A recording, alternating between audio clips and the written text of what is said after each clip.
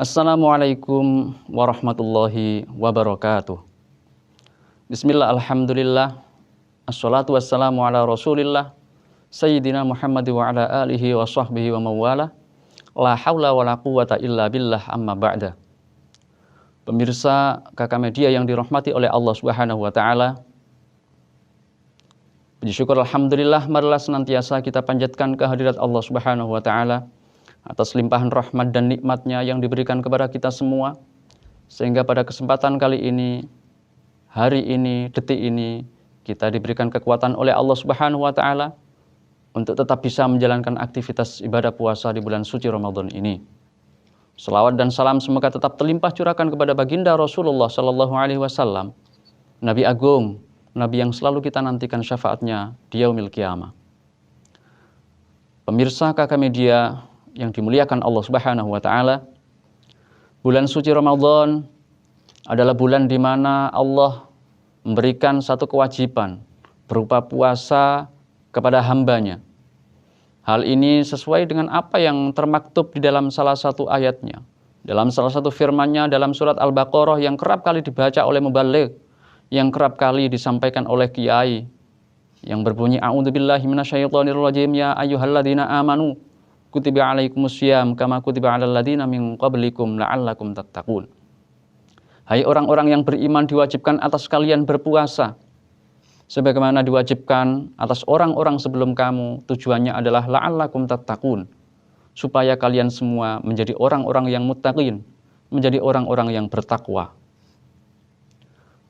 Dalam satu aktivitas ibadah apapun, termasuk ibadah sholat, ibadah zakat, atau ibadah-ibadah yang lain, tentu ada prosedur, ada mekanisme yang kemudian harus diindahkan oleh seseorang yang hendak melakukan ibadah tersebut, agar supaya ibadah yang ia lakukan menjadi ibadah yang betul-betul secara fikih dianggap sebagai ibadah yang absah, ibadah yang sempurna, ibadah yang menuai banyak fadilah, termasuk ibadah puasa.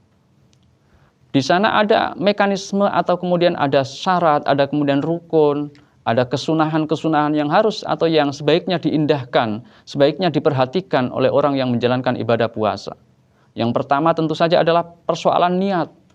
Jadi puasa itu mengharuskan seseorang untuk melakukan tabyitun niyah.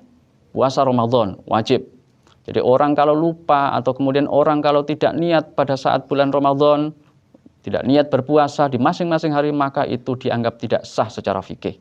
Maka ini adalah satu warning supaya kita selalu berhati-hati supaya tidak lupa untuk melakukan niat puasa, apalagi puasa wajib.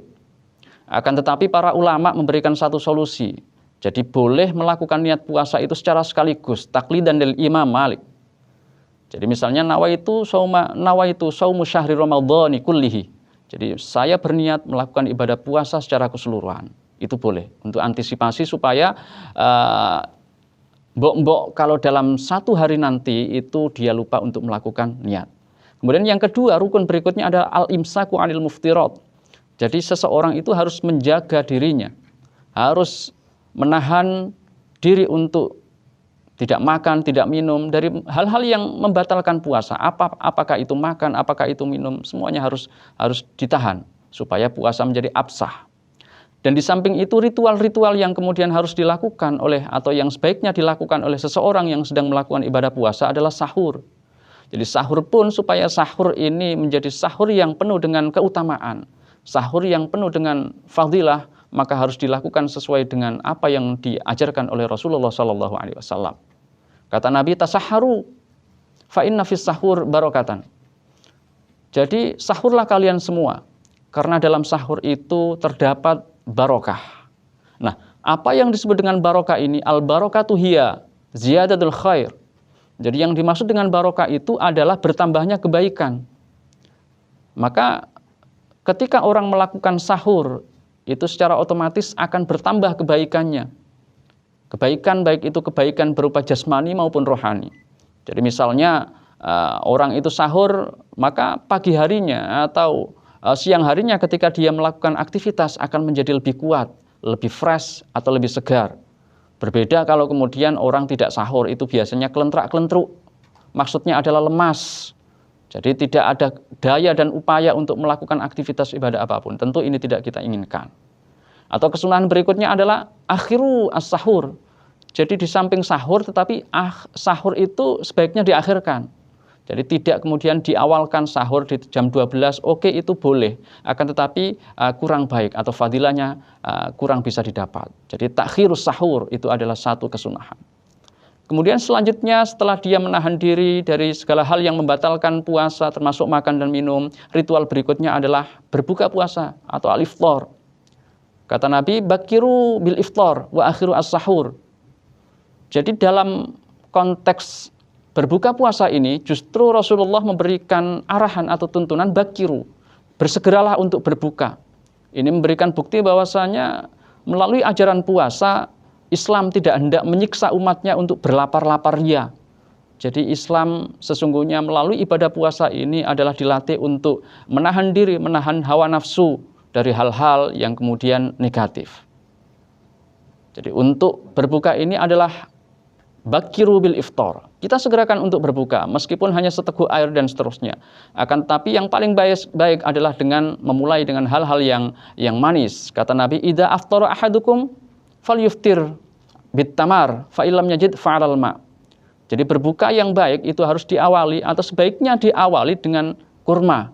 Kalau tidak ada kurma itu dikiaskan dengan sesuatu yang manis, bisa kola atau yang lain. Itu tidak hanya secara spiritual sangat baik, tetapi secara medis pun ini akan sangat membantu pemulihan seseorang ketika setelah seharian melakukan puasa atau menahan dari lapar dan minum. Kalau memang tidak ada maka fa'alal ma, maka seadanya.